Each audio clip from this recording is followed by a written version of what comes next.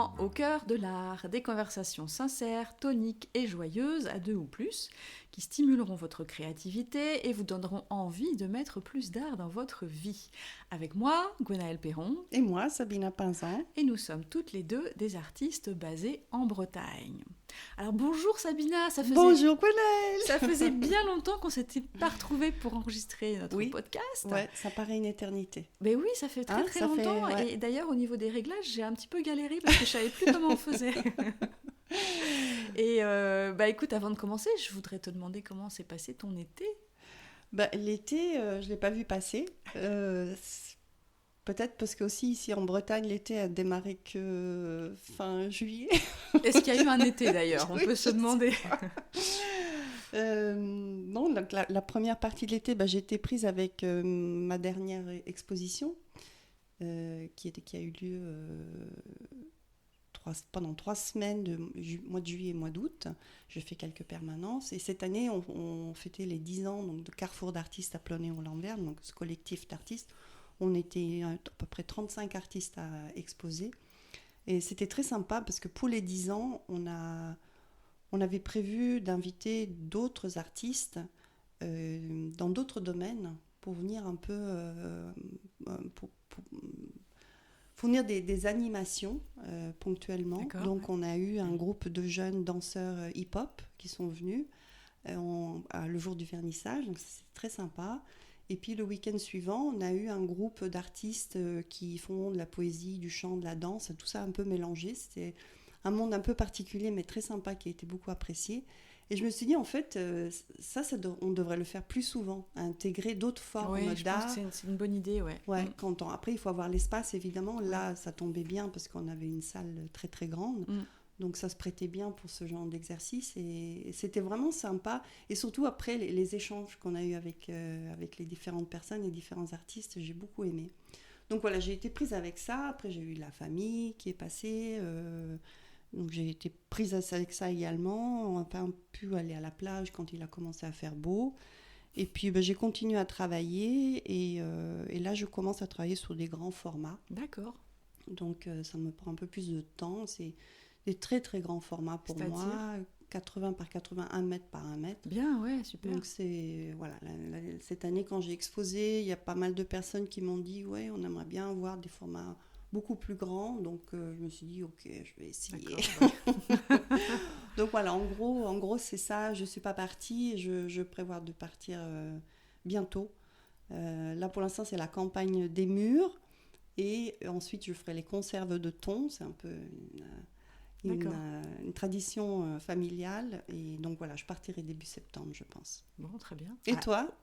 Eh bien écoute, moi en juillet je suis partie en Grèce pendant 15 jours, donc ce qui m'a permis de faire le plein de soleil et de chaleur, parce qu'ici ça faisait un peu défaut, et puis bien couper aussi, parce que quand tu es en vacances chez toi, c'est pas comme quand tu es en vacances ailleurs, tu coupes aussi mieux.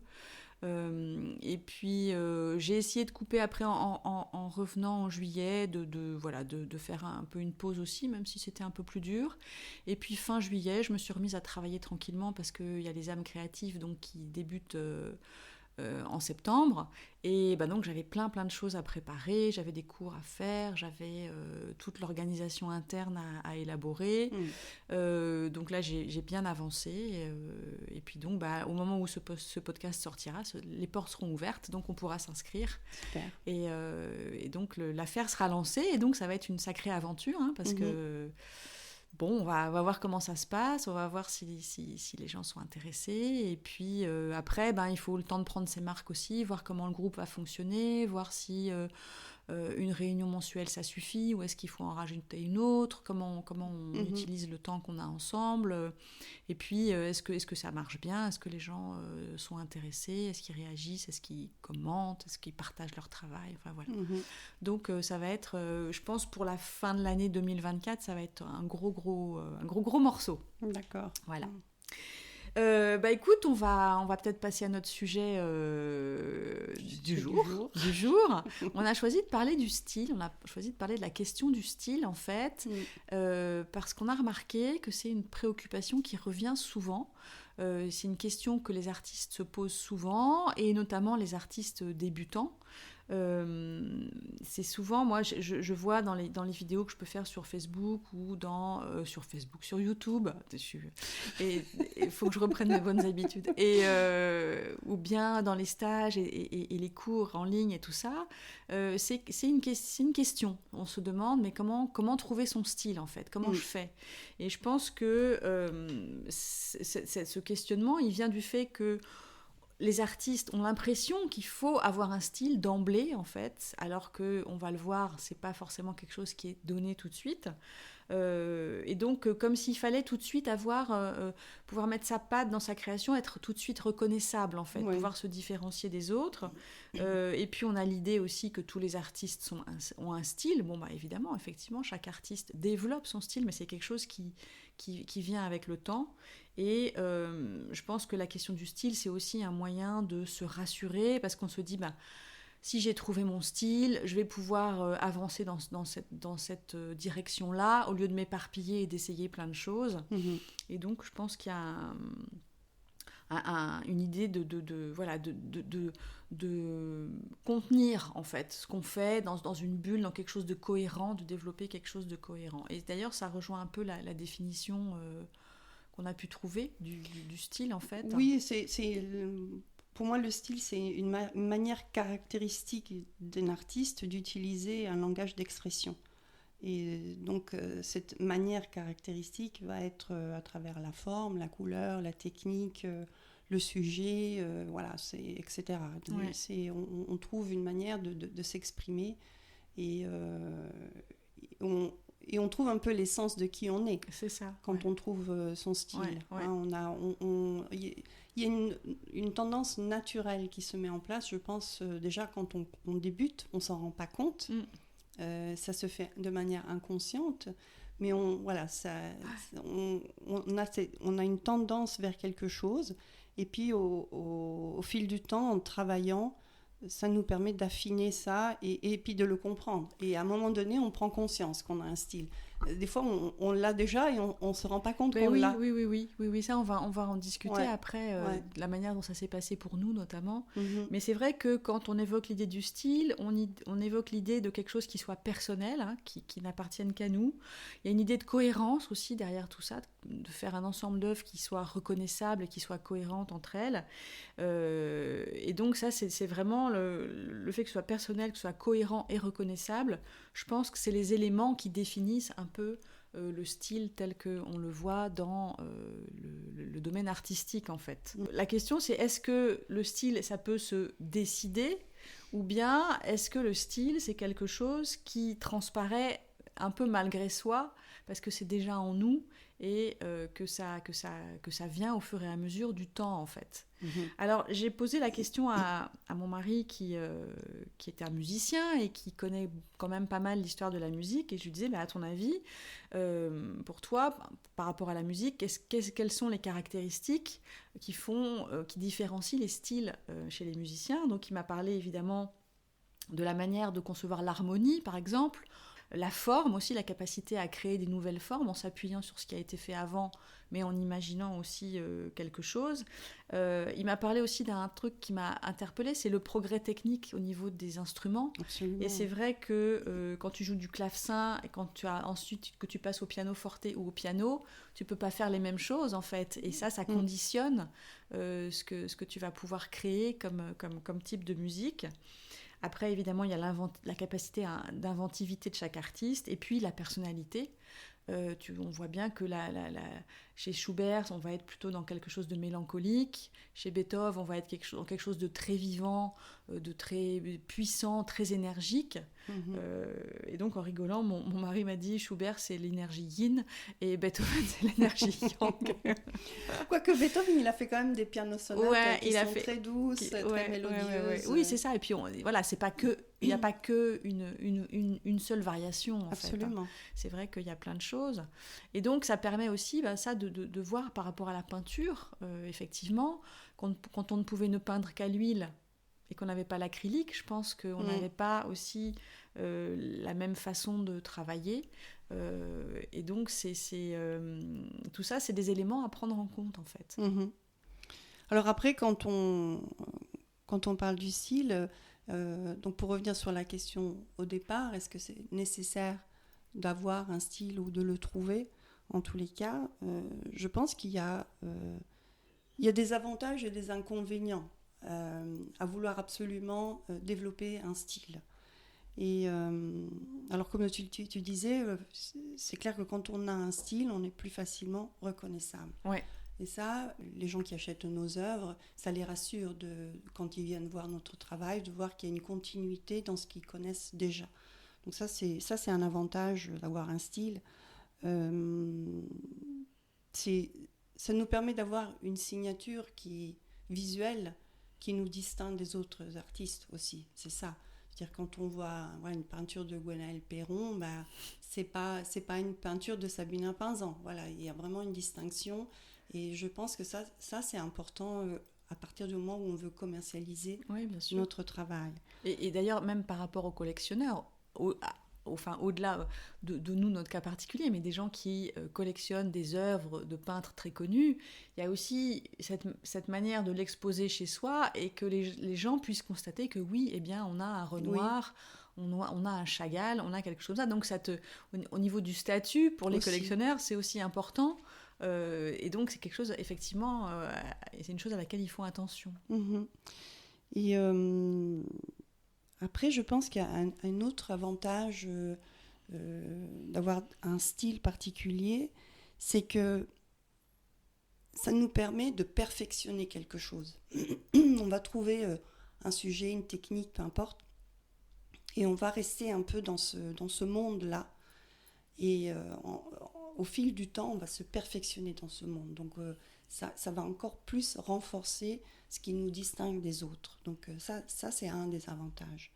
Tout en faisant ça, on se crée aussi un univers dans lequel on se sent bien. C'est-à-dire, c'est nous qui choisissons cet univers et on va se perfectionner et donc on s'y sent bien et on va prendre confiance en soi. Donc ça, c'est très important en fait quand on peint. Et malheureusement, quand on atteint ce niveau-là, il y a aussi des désavantages. Il y a un risque. Il y a un risque. Il y a un risque qu'on s'enferme dans quelque chose. Et il y a aussi le risque qu'on puisse se lasser du travail. Aussi, oui. Voilà, on peut arriver à un moment où on ne sait plus... on a l'impression d'avoir fait un peu le tour de la question. Et du coup, il faut se réinventer. Et là, ça peut coïncider avec justement ces périodes de crise que certains artistes vivent. Donc le style, oui, c'est bien, mais je pense qu'il faut rester vigilant à ça et se dire, en fait, le style, il faut aussi l'accompagner dans le temps. Bien sûr, oui. Parce que les événements de la vie aussi influencent notre manière de travailler. Ce qu'on vit dans notre vie va influencer ce qu'on a envie d'exprimer. Et donc, le style, au fil du temps, de toute manière, il va avoir une évolution. Et je pense que c'est important de réussir à injecter toujours quelque chose de nouveau. Parce que si on compare, on prend quelqu'un qui n'a pas de style encore, qui se cherche un peu dans l'art, l'avantage pour cette personne, c'est qu'elle va tout expérimenter. Oui, c'est ça. Elle va essayer différentes techniques, elle va essayer différents médiums, différents supports, différents sujets. Et donc, on est constamment dans la découverte. Et ça apporte beaucoup de fraîcheur dans ce qu'on peut proposer. Alors que si on est un artiste établi, qui est bien ancré dans un style, peut-être que notre travail risque de manquer de cette fraîcheur, justement, parce qu'on est un peu moins dans l'expérimentation. Donc... oui, on le constate avec certains artistes qui, au bout d'un moment, une fois qu'ils ont trouvé un peu leur filon, qu'ils ont trouvé leur manière de faire, ont du mal à en sortir, en fait. Alors, il y a aussi l'influence du marché qui veut un certain type de roman, un certain type de peinture, une certaine musique, tu vois. Mais je crois que c'est aussi... si tu veux, il y a une histoire aussi de se remettre en question régulièrement, de rester soi-même tout en se remettant en question. Et ça, c'est pas facile à accomplir. Je dirais qu'en fin de compte, cette histoire du style, je sais pas si... je pense qu'elle est assez récente. Je suis pas sûre que c'était une préoccupation dans les siècles passés de se dire, est-ce que j'ai vraiment un style ? Est-ce que c'est vraiment moi ? Tu vois, j'ai l'impression que c'est quelque chose qui est assez récent. Et je dirais que le style, de toute façon, il est déjà là, il est déjà en toi en fait. Tu as déjà ta manière de t'habiller, tu es déjà attiré par certains sujets et pas du tout par d'autres. Ta manière de manger, ta manière de concevoir ta journée, les gens avec qui tu développes des liens et puis les gens que tu peux pas supporter. Enfin, tu vois, tout ça, c'est lié à ta personnalité, à l'environnement dans lequel tu vis. Et moi, je vois le style comme une sorte de pierre précieuse qui serait en toi, mais que tu n'as pas encore forcément trouvée, et que donc il faut la dégager un peu de sa gangue, et puis après il faut la sculpter comme tu as envie, quoi. Donc on peut mettre en place des choses. Moi, j'avais proposé un cahier un peu d'exercice, justement, pour réfléchir à tous ces aspects-là, qui on est, en fin de compte, par quoi on est attiré, vers quoi on a envie d'aller, qui permettent peut-être de gagner un petit peu de temps, et puis d'avancer peut-être un peu plus vite, mais je suis même pas sûre. Je pense que c'est vraiment le travail de toute une vie, en fait, au niveau artistique, de dégager ton style, et ça n'est compréhensible que rétrospectivement. Je pense que tu peux pas... Enfin, tu peux avoir des indices, tu sais ce qui te plaît ou pas, mais le style en lui-même comme étant quelque chose de cohérent, et en regardant rétrospectivement les différentes phases de ton travail, il n'est compréhensible qu'après, en fin de compte. Oui, je pense que le style, en effet, il apparaît tout seul. À un moment donné, il apparaît. Et comme je disais tout à l'heure, on va peut-être pas s'en rendre compte tout de suite. Mais par contre, si on devait mettre tout notre travail sur le même mur blanc, aligner tous nos tableaux, ou toutes nos sculptures, peu importe, nos photos, je pense que là, on prendrait conscience que, ah oui, il y a quand même des éléments qui font qu'il y a une espèce de cohérence. De continuité, même s'il y a des changements, il y a une continuité, il y a un fil directeur, en fait. Alors, pour ceux qui pensent ne pas avoir un style ou qui sont à la recherche, justement, d'un style, ce que j'ai envie de dire, c'est qu'il faut passer par la phase d'éparpillement. Exactement. Et d'exploration. C'est inévitable. Il faut passer par là et il faut en profiter pleinement. Parce que tôt ou tard, cette phase, elle va se calmer toute seule. Et on va naturellement tendre vers quelque chose qui nous attire plus, et on va délaisser les choses qui nous intéressent moins. Donc il ne faut pas paniquer, sinon on se retrouve c'est vrai. dans cette phase. Et cette phase d'exploration, elle peut durer des années. Bien sûr, bien sûr. Après, quelque part, elle est toujours là, cette phase d'exploration, comme je disais tout à l'heure, pour éviter la lassitude, et aussi pour répondre peut-être aussi à ce qui se vend, voilà, si on est dans une démarche commerciale. Et puis aussi, par rapport à la vie, comme je disais, voilà, la vie va nous influencer, et donc on ne va pas rester figé dans quelque chose. Cependant, quand on cherche son style, ou on a envie de nourrir le style, il y a un certain nombre de choses qu'on peut faire. La première chose que j'ai envie de dire, c'est de travailler. C'est vrai, c'est la base. C'est la base. Il faut vraiment pratiquer, avoir une pratique régulière, constante. Et c'est que comme ça qu'on va découvrir son style. Si on dessine, ou on peint, on sculpte, on prend des photos qu'une fois de temps en temps, ça va être plus difficile d'arriver à un style. Alors que si on arrive à avoir une pratique très régulière, il y a des gestes qui vont presque devenir automatiques. Oui, une manière de procéder. Oui. On va vite trouver, tiens, ces combinaisons de couleurs me plaisent bien, tiens, ces formes-là me conviennent. Tiens, on voit qu'on revient à certaines choses. On revient à certaines choses naturellement. Et ça, toutes ces choses-là sont les pièces qui vont venir nourrir le style au final. Donc, travailler, c'est essentiel. Et ça ne veut pas dire produire des œuvres finales, mais ça veut dire aussi expérimenter dans les sketchbooks. C'est ça, je crois que ça va de pair avec la liberté. Il faut vraiment s'accorder une grande liberté dans l'expérimentation, justement pour sortir un peu des sentiers battus et trouver ce qui va résonner en nous et ce qui va nous plaire, et qui deviendra peut-être notre patte, notre marque de fabrique, en fait. Et ça, je crois qu'au début, c'est pas facile de s'accorder cette liberté-là, d'explorer, d'essayer, parce que On est quand même dans une société qui est obsédée par le beau, qui est obsédée par le résultat.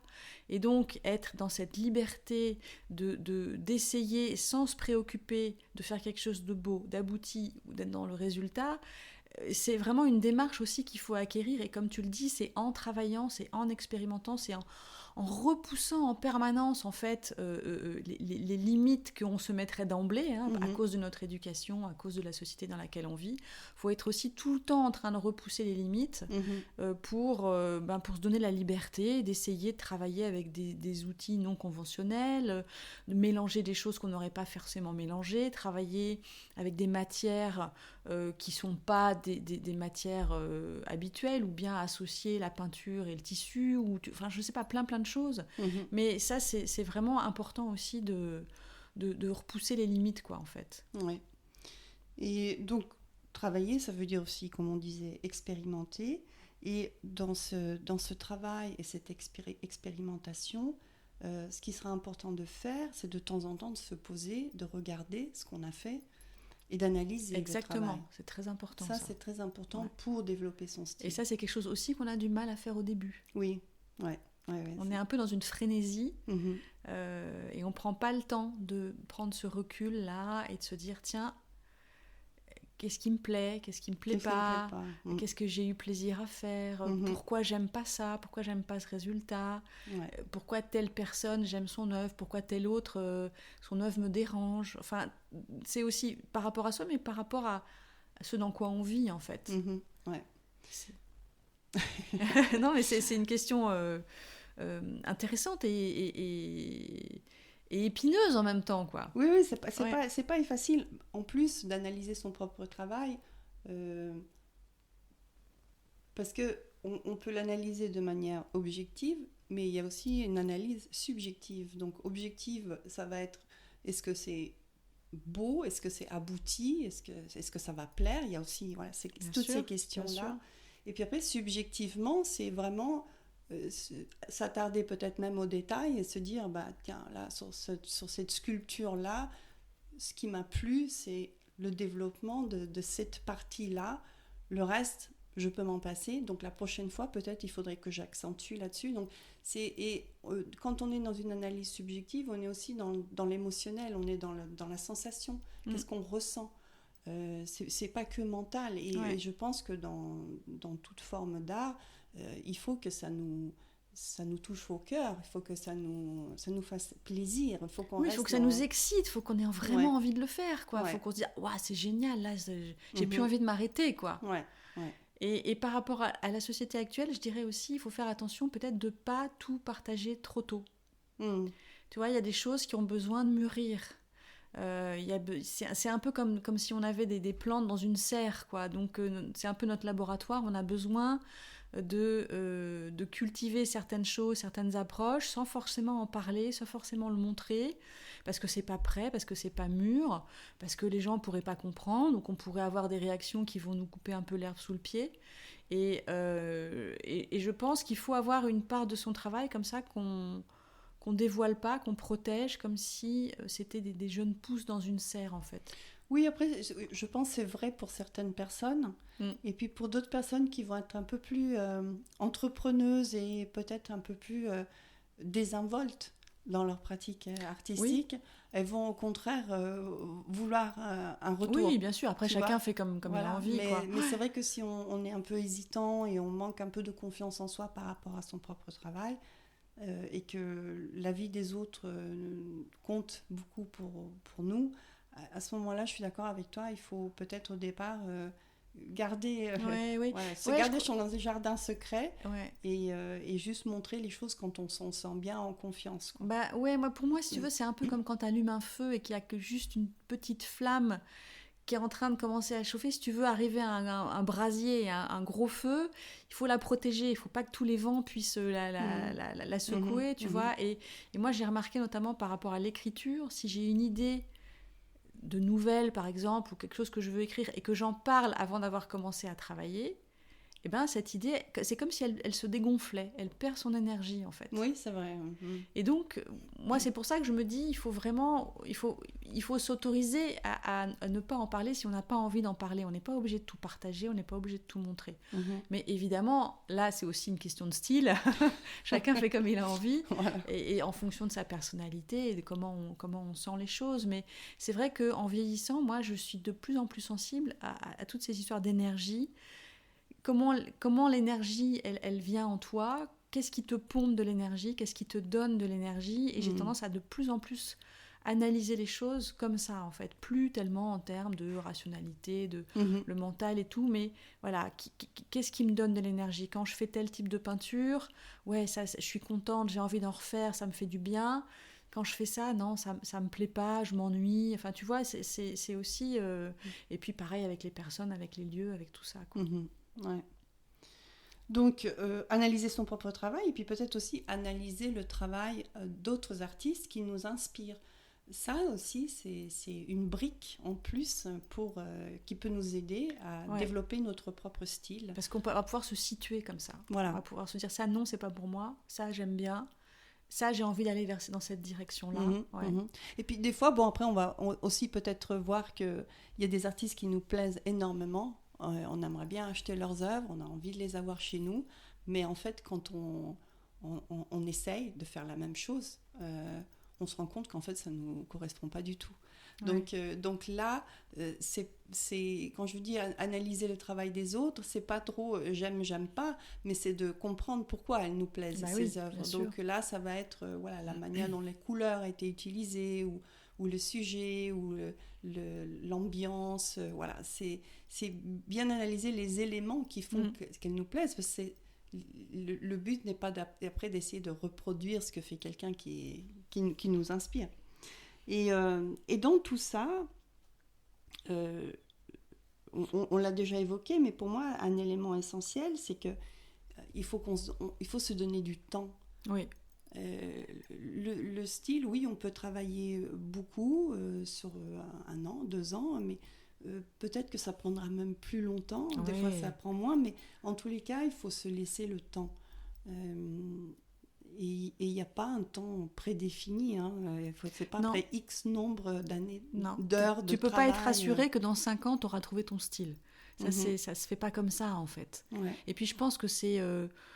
tu trouves peut-être une partie de ton style, et puis tu continues à avancer, à travailler, à creuser, et puis ça évolue, ça change un peu, ça se modifie.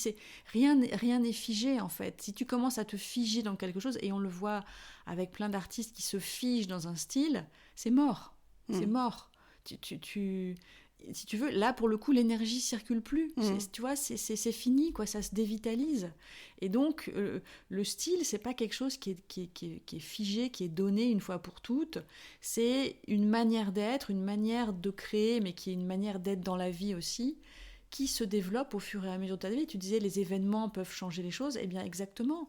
Tu vas vivre une crise, un deuil, un truc. Ça va se voir sur ton œuvre. Et puis après, tu vas être dans un bonheur ineffable, ça va se voir aussi. Non, mais c'est vrai, tout ça, c'est... Moi, vraiment, je pense qu'il faut... Il y a des choses qui sont là en toi, qu'il faut que tu laisses émerger, et ça prend du temps, comme tu le dis. Mais ces choses-là, elles ont des ramifications qu'on peut pas forcément imaginer tout de suite, en fait. Donc, on va être dans un certain style à un certain moment, et puis ça va pousser, ça va grandir, ça va se développer. Et ça va s'élargir, et peut-être ça va nous amener à passer d'une chose à une autre, à des gens qui commencent à écrire des romans, et puis ça leur plaît plus, ils se mettent à écrire des livres qui n'ont rien à voir avec ce qui pouvait exister avant. Donc, tout ça, c'est fluctuant, ça bouge, c'est en mouvement, en fait. Ouais. Et donc, il faut s'autoriser le changement. Voilà, c'était la dernière chose que je voulais dire, justement. Accueillir le changement et ne pas en avoir peur, que du coup, on va perdre son style. Ça va juste être une évolution et non pas une perte. Voilà. Oui, et moi, je dirais qu'en fin de compte, le style, c'est un peu secondaire, en fait. L'important, c'est est-ce que j'arrive à exprimer qui je suis inconditionnellement ? Est-ce que c'est vraiment, quand je peins et quand je crée, est-ce que c'est vraiment moi, en fait ? Tu vois ? Ou est-ce que c'est juste une partie de moi parce qu'il y a des choses que j'ose pas aborder, parce que ça va fâcher, parce que ça va pas plaire et que du coup je m'interdis d'eux. Et moi je pense que le but ultime c'est de réussir ça, c'est de réussir cette expression inconditionnelle de soi en fait. Ouais. Et ça c'est pas facile. Ah ben non, ça c'est l'enjeu de toute une vie, même dans ton quotidien, vis-à-vis des gens, être soi-même. Être soi-même et dire ce que tu penses. Et on voit bien aujourd'hui à quel point il y a des choses qu'on ne peut plus dire et on a le droit de les penser, mais il faut surtout pas en parler, il faut surtout pas le dire. Ben non, moi je suis pas d'accord avec ça, parce que tu vois des raz-de-marée un peu émotionnels qui arrivent, hein, et si tu es contre et tu dis mais non attendez, vous êtes tous en train de perdre la tête là, bah, tu te fais happer par le truc et c'est fini quoi. Et ça je pense que ça c'est voilà, comment dépasser ça, comment réussir à être vraiment soi sans se rogner, sans se renier non plus. Et alors pour revenir à la question du style, est-ce que toi, maintenant, avec le recul que tu as, est-ce que tu vois des choses qui étaient déjà là et tu es dans la continuité? Est-ce qu'il y a des choses nouvelles qui sont apparues? Est-ce que tu commences à qualifier un peu ton style? Aujourd'hui, j'ai un style qui se démarque et j'en ai pris vraiment pleinement en conscience pendant ma dernière expo, parce que, comme je disais, on était 35 artistes, donc avec des styles très, très, très différents. Il y avait aussi des photographes et des sculpteurs, donc voilà, il y a des univers complètement différents. Et on était dans un site un peu industriel, comme ça, avec des plafonds très, très hauts, des murs géants, voilà, un volume immense. Et j'ai pris conscience que mes œuvres n'avaient rien à faire là. Donc je suis très attachée à mes peintures et puis j'étais très fière de les accrocher, mais une fois qu'elles étaient accrochées, j'ai regardé autour de moi et puis je me suis dit mais en fait c'est pas le bon endroit. Non, c'était pas le bon endroit, ça les mettait pas en valeur mais c'est vrai qu'après ce que j'ai reconnu en regardant mon travail, c'est que j'avais un style très particulier. Tu as développé une cohérence. Toutes les peintures allaient bien ensemble, elles étaient cohérentes par la technique, par l'usage de la couleur, par le thème, enfin les ambiances que je créais. Et tu savais où, parce qu'en fait on était alignés les uns après les autres, tu savais où mon premier tableau était et où était le dernier. Ça se mélangeait pas. Ouais. Voilà, donc voilà. Donc aujourd'hui je suis dans cet univers-là. Je pense que dans mon travail aujourd'hui, je vais à l'essentiel. C'est-à-dire que souvent, je démarre mes peintures de manière chaotique et au fil du temps, j'élimine. Je vais par processus d'élimination. Je mets tout dessus, et puis après, j'enlève, jusqu'à retenir vraiment que l'essentiel. Donc, j'ai tendance à faire des œuvres assez minimalistes aujourd'hui. Donc tu qualifierais ton style de minimaliste? Oui, minimaliste. Et puis quoi d'autre? Alors, c'est marrant que tu me poses la question, parce qu'en fait, je voulais trouver une manière de décrire quel est mon style, et puis je me suis dit, mais peut-être qu'il existe des sites internet sur lesquels tu peux passer des tests, et puis tu sais, comme les tests de personnalité, oui, d'accord, ouais. Et puis il te crache quelque chose, tu vois. Et je me suis amusée à chercher et j'en ai trouvé différents, et j'en ai trouvé un en particulier, mais c'était intéressant parce qu'en fait il te propose différentes images et tu dois dire si ça te plaît ou si ça te plaît pas. D'accord. Voilà, c'est très rapide, hein, ça prend quelques minutes. Et donc ce qui en est sorti, et je me retrouve complètement dans la description qui a été donnée, mes œuvres apparaissent sans que je sache d'où elles viennent. Souvent mes œuvres sont oniriques ou un message plus profond qui en ressort qu'après la création. Il avait aussi résumé que je suis plutôt minimaliste et je travaille de manière intuitive. Et c'est exactement ça. D'accord. En fait, c'est vraiment une peinture intuitive. J'essaye des fois de me dire, mais choisis quelques références, juste pour avoir un guide, quelque chose, tu vois. Et donc j'ai toujours des photos, des bribes, des trucs. Et systématiquement, c'est mon inconscient qui prend le dessus et je n'arrive pas à m'y tenir. Les références, elles explosent, quoi. Donc ça, c'est un peu ce que mon style aujourd'hui. Je me suis posé la question, est-ce que j'ai gardé quelque chose du passé? Parce que ça fait longtemps que je dessine, que je peins, et j'ai changé de technique et tout ça. Et en fait, c'est ce que j'expliquais récemment à quelqu'un. J'ai une manière, il y a des formes, des traits ou des coups de pinceau que j'aime bien faire. D'accord. Et ça, c'est depuis toujours. Et je les utilise tout le temps. Et pas la même quantité sur chaque œuvre, mais il y a des choses, tu vois, qui reviennent, mais qui datent depuis très longtemps. Déjà, quand j'étais très jeune, j'utilisais ces choses-là. Après, au niveau des thématiques, par contre, ça a beaucoup évolué. Mm-hmm. Quand j'étais plus jeune, j'étais plus en figuratif. J'avais vraiment besoin de décrire une histoire. Donc, il y avait des personnes, des personnages, il y avait des bâtiments, il y avait la nature. Enfin, il y avait beaucoup de choses qui apparaissaient. Aujourd'hui, tout ça, ça m'intéresse plus. Aujourd'hui, j'en ai pas envie. Ouais, voilà. Donc, tout ça, j'ai abandonné. Mais oui, voilà, donc ce qui est une constante et qui aujourd'hui est vraiment ressort, c'est vraiment cette histoire de traits et de coups de pinceau, voilà, de choses comme ça. Et puis après, la couleur. Ma manière d'utiliser la couleur est un peu la même qu'il y a 20 ans en arrière. Voilà, ça c'est un peu... c'est ce que tu constates aujourd'hui par rapport à ce que tu fais, quoi. Ouais. J'ai une attirance pour certaines harmonies de couleurs et j'arrive pas à faire des couleurs où je n'arrive pas à peindre quelque chose où les couleurs sont trop fortes, trop violentes. Ça m'agresse et je ne supporte pas.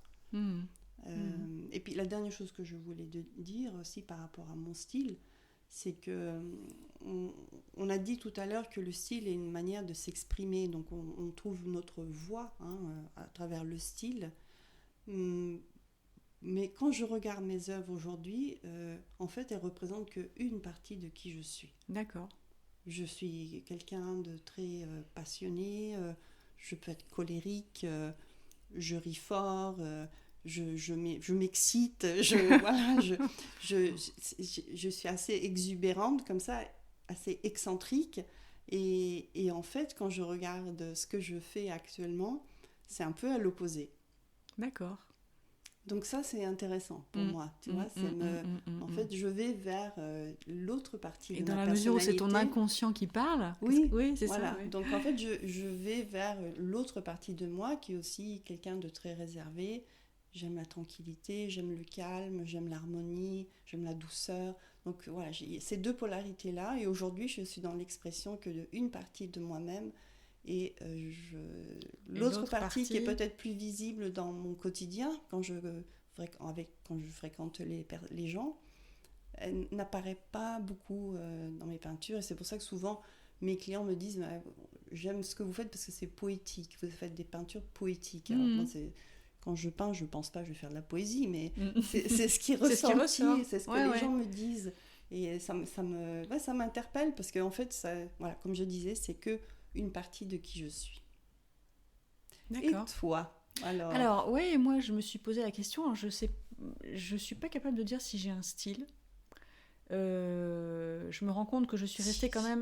Je suis restée assez longtemps ces dernières années là à faire beaucoup d'expérimentations, à travailler beaucoup sur papier. J'ai quasiment pas fait de toile, ou alors elles sont même pas encore finies, tu vois. Mais il y a des éléments pareils qui sont là depuis toujours. Tout ce qui ressort à la fluidité, par exemple, à l'eau, au feu, au choc des éléments aussi. J'avais fait une série, c'était la pierre et l'eau, c'était le western song, j'avais appelé ça, c'était les vagues et puis les roches et tout ça. Et ça ne change pas, c'est toujours là. J'ai besoin qu'il y ait du mouvement, j'ai besoin qu'il y ait de la fluidité, que ça circule en fait sur la toile, tu vois. Et là, j'ai commencé à travailler une nouvelle série et je pense qu'après, je vais me remettre à travailler sur des toiles en utilisant beaucoup d'eau, en faisant des coulures, en laissant la peinture sécher, en étant très très humide et les choses se mélangent, en appliquant aussi de la peinture que je mets sur un papier et puis que je mets sur la toile. Et donc, ça fait comme des courants, ça fait comme des choses comme ça. Et ça, c'est vraiment quelque chose que j'aime. Donc la fluidité, les couleurs, moi je travailler avec des couleurs neutres et calmes et douces et posées, je sais pas faire. J'ai essayé, hein, et je pense non mais j'ai envie de le faire, et donc je pense que je referai des essais, mais tu sais, c'est un peu le comportement, ça, comme toi, hein, tu dis j'ai des références et puis ça explose en plein vol. Ben moi c'est pareil, j'essaye de travailler dans les couleurs neutres et ça explose en plein vol aussi, et je me retrouve avec du vif, avec du rose, avec des trucs. Ça vraiment ça. Je regarde 3 tableaux au-dessus de ta tête pendant qu'on parle. C'est tes tableaux. Et tu confirmes. Oui, je confirme. C'est vrai qu'il y a une explosion de couleurs et il y a une force à travers la couleur. C'est ça. Il y a beaucoup de force à travers. Il y a une espèce d'énergie comme ça, un peu brute, qui a envie de sortir. Tu vois. Donc tu veux dire que ça t'agresse depuis des semaines? Non, pas du tout. J'adore les voir au-dessus de ta tête. On change de place la prochaine fois. Et donc, le contraste des matières aussi, avec des choses qui vont ressortir à l'eau, ou des choses fluides, et puis des choses un peu plus solides. L'utilisation de collage aussi, de papier maison, j'en ai une quantité, et j'aime bien utiliser ça. Et je me rends compte que quand, là, j'ai commencé cette nouvelle série qui est avec une peinture qui est plus liquide, j'ai besoin aussi d'être dans l'expérimentation, et je fais pas tout le temps la même chose. Donc tu vois, hier j'ai commencé par mettre de la peinture, j'ai rajouté du gesso à certains endroits, j'ai collé des papiers. Une autre fois j'avais procédé autrement. Enfin, j'ai besoin que ce soit pas tout le temps la même chose en fait. Et s'il y a un truc moi que je pense pas faire un jour dans ma vie, c'est de trouver un filon et de l'exploiter jusqu'au bout. Tu vois, ça m'ennuie. Mais quand je vois des artistes qui font ça, mais je me dis comment ils peuvent faire ça? Ça fait 15 ans que leur travail ressemble à ce qu'ils faisaient il y a tu vois. Je me dis comment c'est possible, quoi? Ils s'ennuient pas. Et moi, je pense que je m'ennuierais, quoi. Alors, je pense que ça dépend des personnalités et tout ça. Mais j'ai besoin d'expérimenter, j'ai besoin de jouer, j'ai besoin de faire des choses nouvelles. J'ai besoin même des fois, là je suis sur des peintures, je vais aller vers une forme de peinture joueuse aussi, c'est un peu les directions que j'ai. Je galère parce que je ne sais pas comment je vais m'en sortir du bazar que j'ai semé sur ma toile, mais je sais que je vais m'en sortir, ça va prendre du temps, mais je vais finir par m'en sortir. Mais il y a vraiment ça, il y a ce besoin d'expérimenter, de jouer, d'essayer, de pas être tout le temps dans quelque chose de figé, quoi. Et comme tu dis, la couleur, le mouvement, l'énergie, il y a un truc il faut que ça sorte, quoi, tu vois. Et tu as eu des gens qui t'ont donné un retour sur ton travail, qui a défini peut-être ton style autrement, à travers d'autres mots, d'autres... Non, pas vraiment. Au tout début, j'avais fait des peintures qui étaient plus florales, nature et tout ça. Et là, les gens trouvaient que c'était apaisant, que c'était calme et tout. Alors peut-être que celles-là le sont, mais non, je pense qu'entre-temps, c'est parce que j'étais influencée par d'autres choses et que entre-temps, je suis passée à autre chose. Mais comme toi, moi j'ai l'impression d'avoir une personnalité relativement calme et tranquille. Décidément, et je me dis, mais d'où sort cette énergie, quoi, tu vois, d'où ça vient? Et comme, voilà. Mais je pense que... c'est l'inconscient, comme tu disais. C'est la partie inconsciente qui fait le travail d'artiste, je pense, plus que la partie consciente. Alors, il y a un bal entre les deux, mais... J'en ai de l'énergie, si tu veux. Je vois bien que même si je dors mal, l'énergie, elle est toujours là et ça avance, et voilà. Mais j'ai pas l'impression d'avoir une personnalité éclatante, et tu vois, et très extravertie, en fin de compte. Et ma peinture aurait tendance à être un peu extravertie quand même, quoi, tu vois. C'est curieux, et toi, c'est l'inverse. Donc on se complète bien. Voilà. Bon, on s'est trouvés. Non, mais c'est intéressant de réfléchir à tout ça. Et moi, je trouve de voir ces constantes, là, de voir ces éléments qui sont là au départ et puis qui sont toujours là après, mais qui sont passés à travers le filtre du temps, de la pratique, de l'expérience et tout ça, et qui se matérialisent d'une autre façon, quoi. Et pour arriver aussi à ton style aujourd'hui, tu as testé d'autres techniques, j'imagine. Je sais que tu as fait de la gouache, Est-ce que tu as fait aussi de l'aquarelle? Un petit peu, pas vraiment. Moi, j'aime vraiment beaucoup l'acrylique et le mix média. Moi, c'est vraiment Dès le départ, pour toi, ça a été l'acrylique. Ouais. Okay. J'aime parce que ça correspond à mon tempérament, parce que ça sèche vite, donc on peut avancer vite, et on peut recouvrir, et moi, ce qui m'intéresse, c'est de travailler en épaisseur, en couche aussi, tu vois. De vraiment accumuler. D'ailleurs, dans les âmes créatives, le premier cours du mois de septembre, ce sera de créer des fonds. Parce que créer des fonds riches, ça fait que tu as une peinture riche aussi. Bien après, au final, même s'il n'y a plus grand-chose qui se voit, c'est extrêmement important de comprendre ça, en fait. Et c'est vrai qu'au début, je savais pas. Je peignais sur une surface blanche, et puis il y avait peut-être 1 ou 2 épaisseurs de peinture, mais quelquefois on voyait même encore la trame, quoi. Aujourd'hui, on voit plus la trame, elle est recouverte par tout un tas de choses. Mais non, après, je suis pas tellement obsédée par la question du style, en fait. Ça me... Non, mais je pensais que la technique, tu vois, c'est quand on disait qu'on cherche son style, on est un peu au début de notre pratique. Je pense que ça vaut la peine d'essayer différentes techniques. Et quand je repense à mon expérience, quand j'étais plus jeune, j'aimais beaucoup dessiner à l'encre. Tu vois, et donc c'était du noir et blanc, j'aimais bien. J'avais commencé aussi avec l'acrylique, mais c'était simplement noir et blanc, et j'aimais bien rester dans cet univers là. Et puis après, quand j'ai commencé à utiliser la couleur, j'ai commencé l'aquarelle, parce que mon oncle était artiste aquarelliste, donc il m'avait un peu initié, il m'avait montré un peu, donc j'avais commencé, puis j'ai trouvé ça hyper frustrant. C'est une technique très difficile à maîtriser. Et après, je ne sais pas pourquoi, j'ai fini par utiliser les pastels pendant très longtemps. Il y avait le côté pratique, parce que j'ai travaillé à côté, donc le fait que tu n'aies pas à laver les pinceaux et tout ça, ça te peut juste lasser c'est moins fastidieux. Donc j'aimais ça, mais j'aimais bien le fait de travailler avec mes doigts. Et ce que j'aimais bien, c'était le rendu un peu poudré comme ça.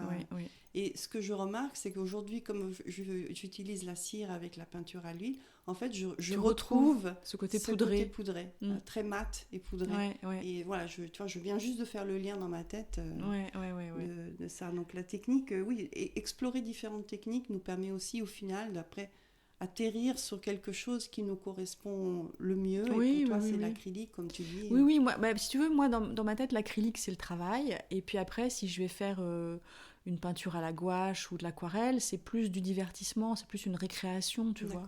Mais c'est vrai que si j'utilise de la gouache, je vais faire du figuratif, je vais faire un paysage quasi obligatoirement. Bon, j'en ai pas fait des tonnes non plus. L'aquarelle, je l'ai utilisée un peu cet été parce que j'avais emmené un carnet en vacances, et puis je faisais un petit croquis tous les jours, donc je croquais ce qu'il y avait devant moi. Mais l'aquarelle, je ne sais pas encore bien l'utiliser, je ne sais pas encore bien la maîtriser.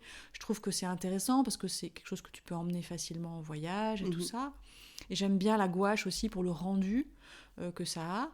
Donc ça, c'est des choses que je fais de temps en temps aussi. Mais c'est la récréation, c'est le divertissement, c'est le plaisir. Alors que l'acrylique, bon, c'est évidemment le plaisir aussi, sinon je le ferais pas, mais c'est le travail, c'est plus dans une visée de qu'est-ce que je vais faire de ça, est-ce que ça peut donner lieu à un cours, est-ce que je vais créer des toiles, est-ce que voilà, c'est un peu différent.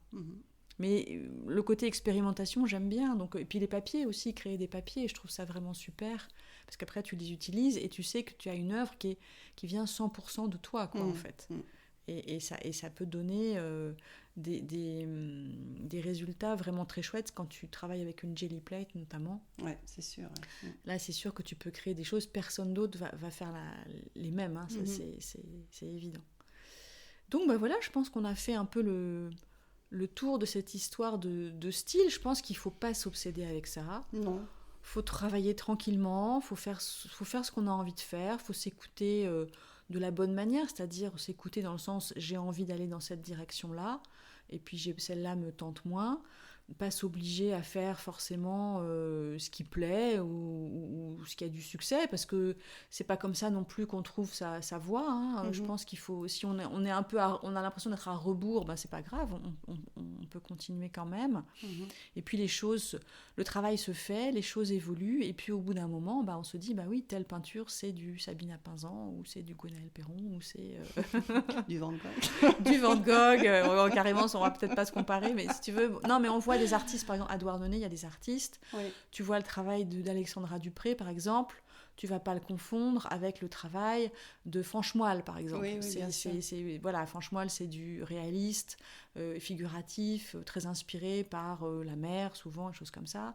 Alexandra Dupré, c'est quelque chose de complètement différent, inspiré par l'art aborigène, et les techniques et une approche complètement différente. Donc, effectivement, chacun a trouvé son style et chacun est dans son univers. Oui, et puis je pense, juste pour conclure, je pense qu'il faut rester là où on trouve du bonheur.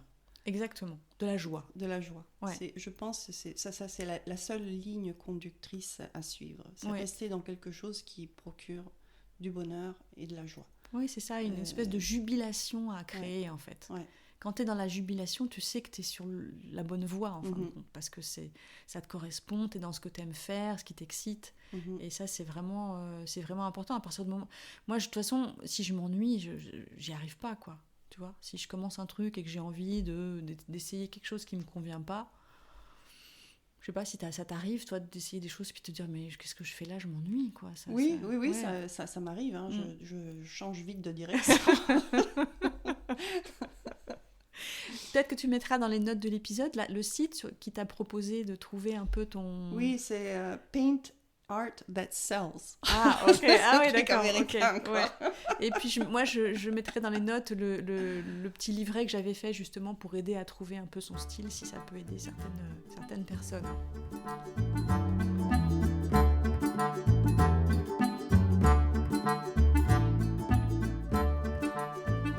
Avant de terminer cet épisode, on va peut-être parler soit de ce qui nous a intéressés récemment ou des projets qu'on peut avoir et de ce qui va venir dans les mois qui viennent. De quoi tu aimerais parler, Sabina ? Alors, pour les mois à venir, eh bien, comme je l'ai dit, je me suis mise à travailler sur des grands formats. Donc, mon but, c'est pendant les prochains 6 mois de m'enfermer dans l'atelier, bosser, travailler, à savoir que je suis assez lente, je ne suis pas quelqu'un qui crée 10 œuvres par mois, hein, j'y arrive pas, c'est pas possible. Et donc j'ai le projet de continuer à travailler sur ces œuvres.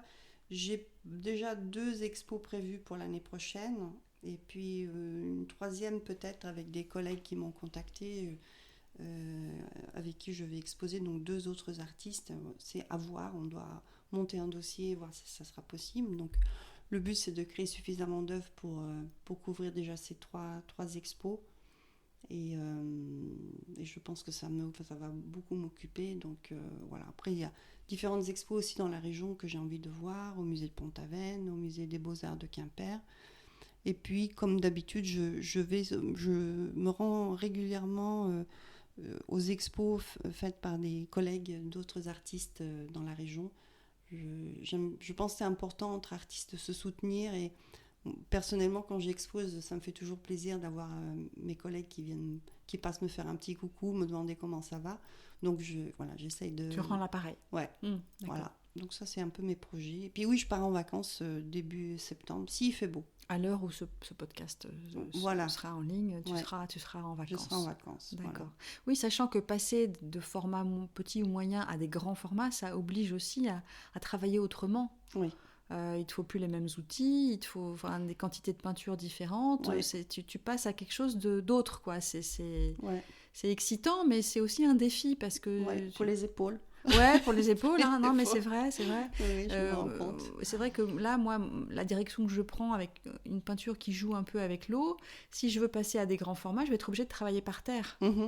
Parce que sinon, ça va couler partout. Voilà. Donc là, maintenant, je travaillais sur ma table de travail, mais elle n'est pas immense. Donc je peux aller jusqu'à peut-être 50-60 cm.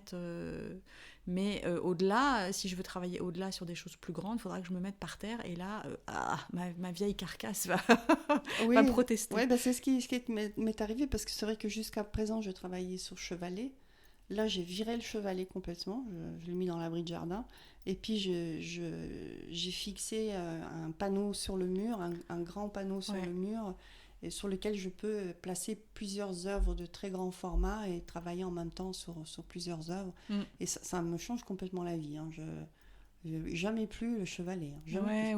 Oui, non, c'est sûr, c'est une autre approche. Hein. Mais c'est vrai qu'il faut faire attention à ses épaules et à ses bras, parce qu'à travailler tout le temps le bras tendu, on a des tendinites. Et puis je suis tout le temps debout, je m'assois très peu, donc en fin de journée, je suis assez pompette.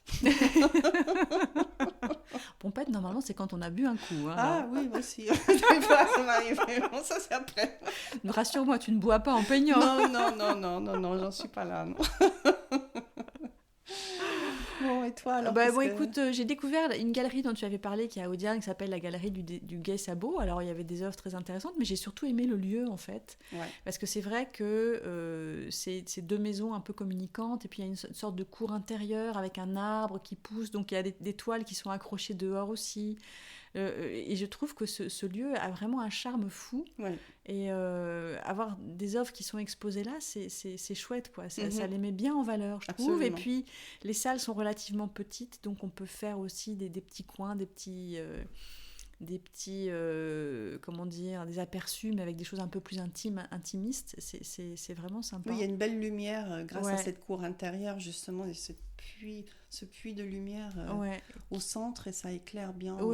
C'est vraiment un lieu très, très, très, très chouette. Je ne suis pas allée voir beaucoup d'expos, mais à culpa.